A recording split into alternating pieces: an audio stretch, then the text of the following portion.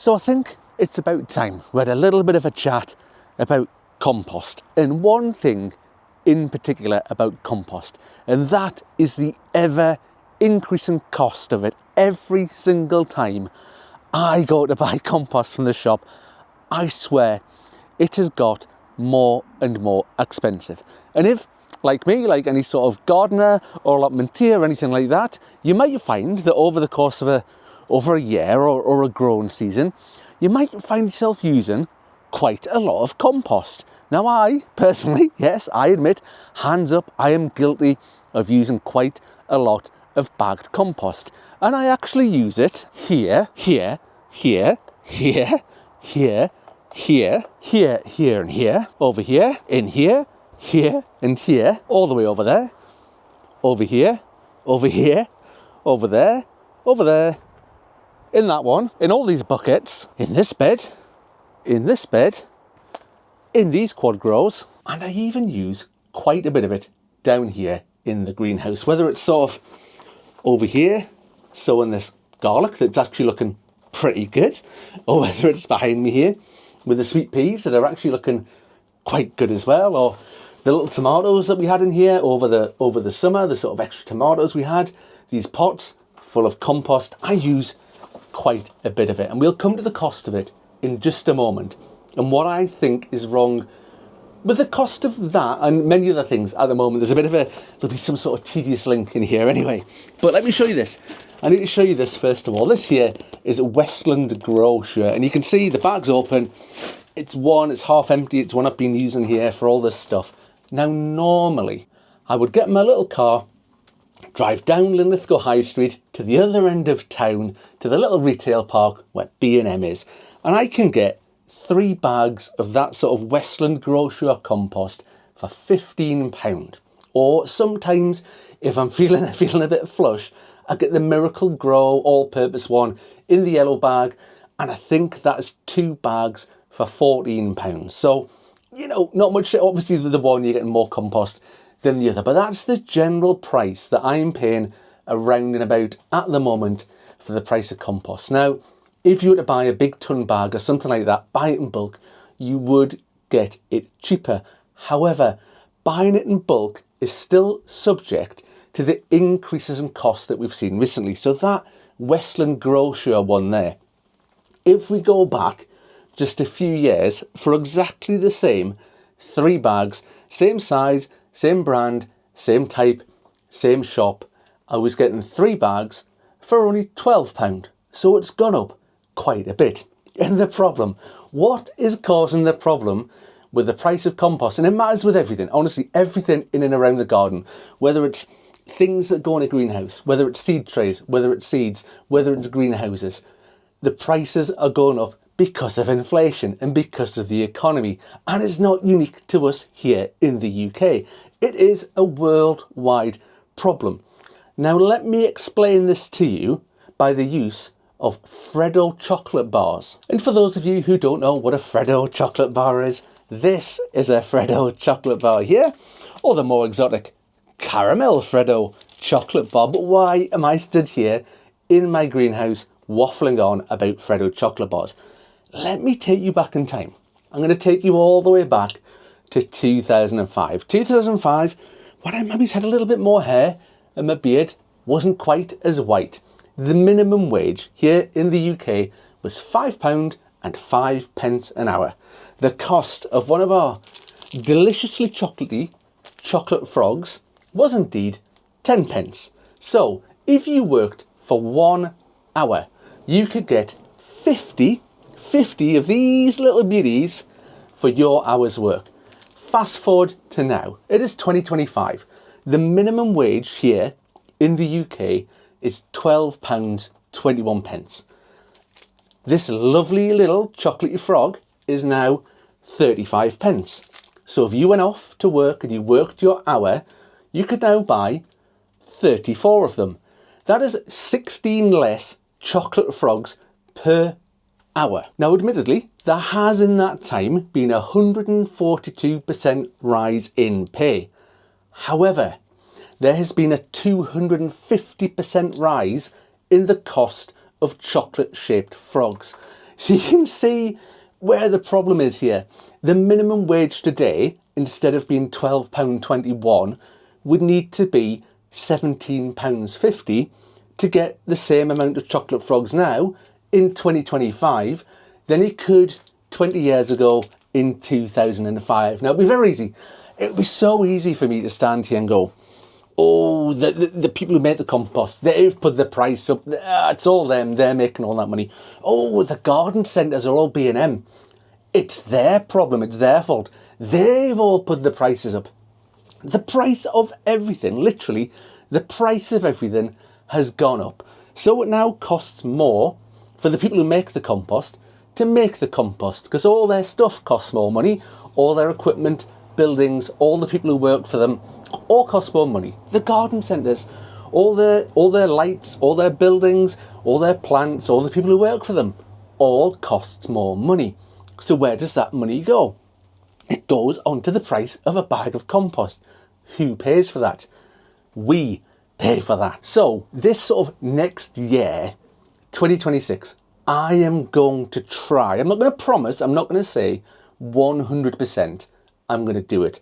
I'm going to try. I'm going to try my best to get better at making compost, because I guess that's the one thing to do, isn't it? I know if things feel out of control, and I mean it is probably out of our control, isn't it? As sort of regular sort of citizens in the country doing our bit. Yes, we can vote for whichever party goes into power and all that sort of stuff. We'll not get into politics. We'll not get into the global economy or anything like that. But what is in our power, in our control, is how much compost I can make, or at least try to make. And and I need to get better at doing it. So I'm coming up with a plan. I have a book. I've got a really good book in the house that I've read before. It's Tony O'Neill's Composting Masterclass book.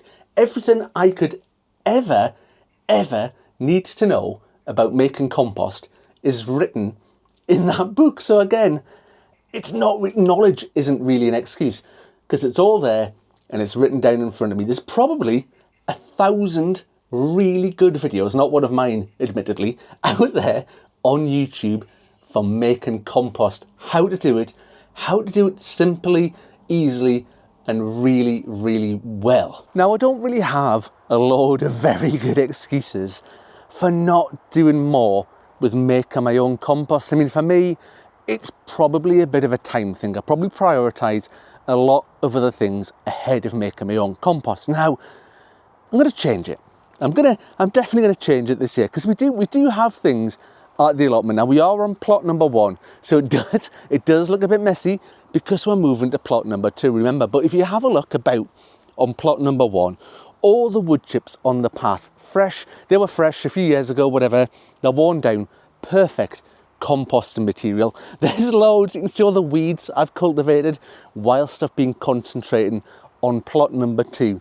There's loads and loads and loads of green material all the way around here. And I have tried, don't get me wrong, over the years I have tried to be better at composting. If we have a look over here, when I first set the allotment up many moons ago, I created this sort of composting bin sort of thing over here out of some pallets. It's probably had the same material in there for years and years and years, and I've not done much with it. It's not always been this grown over around here. Like I say, this is only the last few months whilst I've been moving over there. This is usually all nice and neat and tidy. And we have other things as well. And over here, right next to the gate, we've got one of the Dalek bins. Now, admittedly, I have filled this and emptied it before, but that's not particularly good going for the length of time I've been on this allotment. It's not very good going. It's busy making compost at the moment. There's stuff in there. I need to do better. Over on plot number 2, we've already got the beginnings of a composting area. So admittedly, again, it's a little bit messy over here, but over the next couple of months, over the colder months, we'll be getting this sorted. And you might be able to see here, we've even got the grass paths on plot number 2, which again is going to provide us with so much really good green material and the green material, the grass especially, is really going to get that heat going, going to get the composting process and going.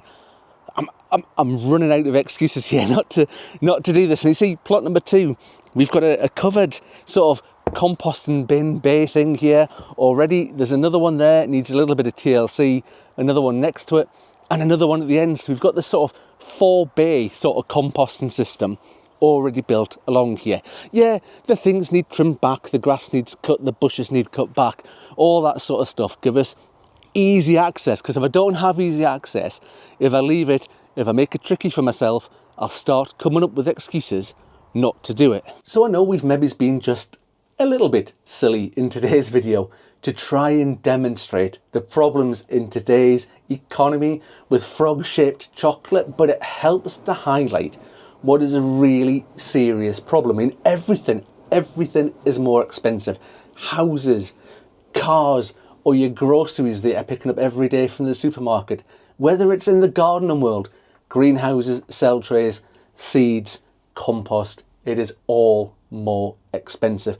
Like I was saying just before, one thing I can do is I can control the amount of time and effort that I put in to making my own compost. So that is on me, and I like that. I like that it's something I can control, something I can influence, something I can positively do to make a change in my life.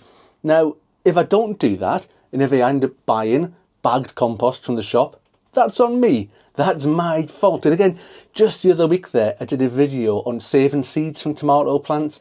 That's another way I can make a saving at the allotment. I can start saving more different types of seeds. Again, something I can control, something I can do, I can influence. And if I end up buying loads more seeds from the shop, which I can 100% guarantee you I will end up buying more seeds, that's on me. You know, it's nobody else. I've got nobody else to blame. It's not out with my control. I'm the one who's made the decision to go and do that. Anyway, please let me know in the comments down below.